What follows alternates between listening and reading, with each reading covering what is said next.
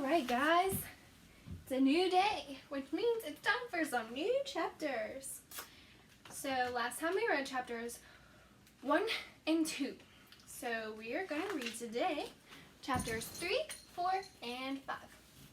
So let's begin with chapter 3. It took me a long time to understand where he came from.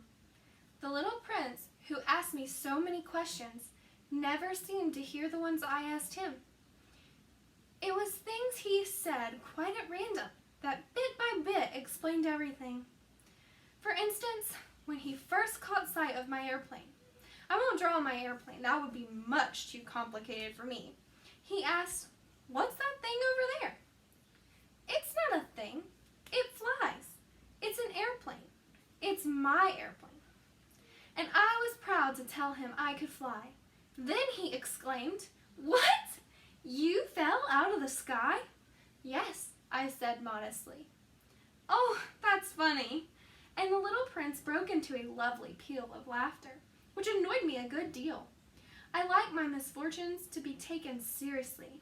Then he added, "So you fell out of the sky too? What planet are you from?" That was when I had the first clue to the mystery of his presence, and I questioned him sharply. "Do you come from another planet?" But he made no answer. He shook his head a little, still staring at my airplane. Of course, that couldn't have brought you very far. And he fell into a reverie that lasted a long while. Then, taking my sheep out of his pocket, he plunged into contemplation of his treasure. You can imagine how intrigued I was by this hint about other planets. I tried to learn more. "Where do you come from, little fellow?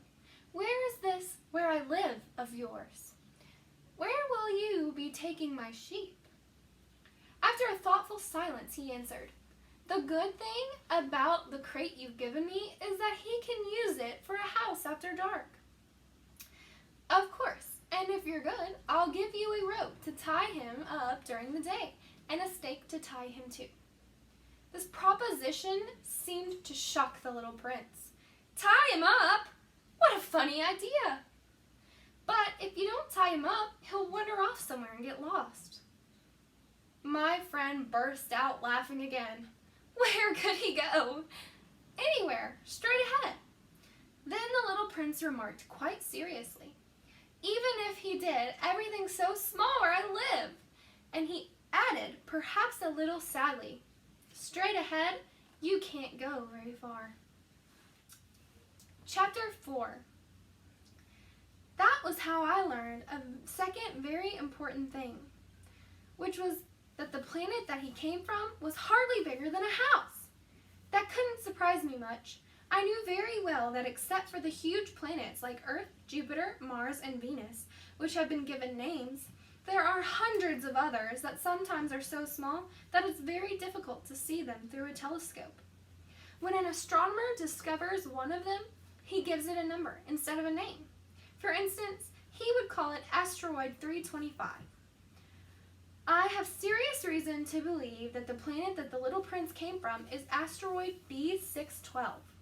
This asteroid has been sighted only once by telescope, in 1909 by a Turkish astronomer, who had then made a formal demonstration of his discovery at an international astronomical congress. But no one had believed him on account of the way that he was dressed. Grown-ups are like that. Fortunately for the reputation of asteroid B612, a Turkish dictator ordered his people, on pain of death, to wear European clothes. The astronomer repeated his demonstration in 1920, wearing a very elegant suit. And this time, everyone believed him. If I've told you these details about asteroid B612, and if I've given you its number, it is on account of the grown-ups. Grown-ups like numbers.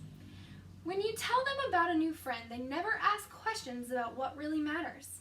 They never ask, "What does his voice sound like? What games does he like best? Does he collect butterflies?" They ask, "How old is he? How many brothers does he have? How much does he weigh? How much money does his father make? Only then do they think they know him. If you tell grown-ups, I saw a beautiful red brick house with geraniums at the windows and doves on the roof, they won't be able to imagine such a house. You have to tell them, I saw a house worth 100,000 francs. Then they exclaim, what a pretty house!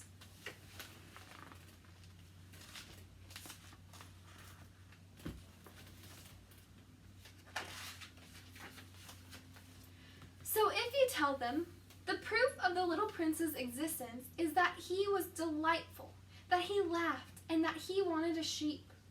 When someone wants a sheep, that proves he exists. They shrug their shoulders and treat you like a child. But if you tell them the planet he came from was asteroid B612, then they'll be convinced, and they won't bother you with other questions. That's the way they are. You must not hold it against them. Children should be very understanding of grown-ups. But of course, those of us who understand life couldn't care less about numbers. I should have liked to begin this story like a fairy tale. I should have liked to say, once upon a time there was a little prince who lived on a planet hardly any bigger than he was, and who needed a friend. For those who understand life, that would sound much truer. The fact is, I don't want my book to be taken lightly. Telling these memories is so painful for me. It's already been 6 years since my friend went away, taking his sheep with him. It's sad to forget a friend. Not everyone has a friend. And I might become like the grown-ups who are no longer interested in anything but numbers, which is still another reason why I bought a box of paints and some pencils. It's hard to go back to drawing at my age, when you've never made any attempts since the one of a boa from inside and the one of a boa from outside at the age of 6. I'll certainly try to make my portraits as true to life as possible, but I'm not entirely sure of succeeding. One drawing works, and the next no longer bears any resemblance. And I'm a little off on his height, too. In this one, the little prince is too tall, and here he's too short, and I'm uncertain about the color of his suit. So I grope in one direction and another as best I can. In the end, I'm sure to get certain more important details all wrong. But here you'll have to forgive me. My friend never explained anything. Perhaps he thought I was like himself, but I, unfortunately, cannot see a sheep through the sides of a crate. I may be a little like the grown-ups. I must have grown old. Okay, that was chapter 4. So here's chapter 5. Every day I'd learn something about the little prince's planet, about his departure, about his journey. It would come quite gradually in the course of his remarks. This is how I learned on the 3rd day about the drama of the baobabs. This time, too, I had the sheep to thank, for suddenly the little prince asked me a question, as if overcome by a grave doubt. Isn't it true that sheep eat bushes? Yes, that's right. Ah, I'm glad. I didn't understand why it was so important that sheep should eat bushes, but the little prince added, and therefore they eat baobabs too. I pointed out to the little prince that baobabs are not bushes, but trees as tall as churches, and that even if he took a whole herd of elephants back to his planets, that herd couldn't finish off a single baobab. The idea of the herd of elephants made the little prince laugh. We'd have to pile them on top of one another. But he observed perceptively. Before they grow big, baobabs start out by being little. True enough, but why do you want your sheep to eat little baobabs? He answered, oh, come on, you know, as if we were talking about something quite obvious, and I was forced to make a great mental effort to understand this problem all by myself. And in fact, on the little prince's planet, there were, as on all planets, good plants and bad plants. The good plants come from good seeds, and the bad plants come from bad seeds. But the seeds are invisible. They sleep in the secrecy of the ground until one of them decides to wake up. Then it stretches and begins to sprout, quite timidly at first, a charming, harmless little twig reaching toward the sun. If it's a radish seed or a rosebush seed, you can let it sprout all it likes. But if it's the seed of a bad plant, you must pull the plant up right away as soon as you can recognize it. As it happens, there were terrible seeds on the Little Prince's planet, baobab seeds. The planet's soil was infested with them.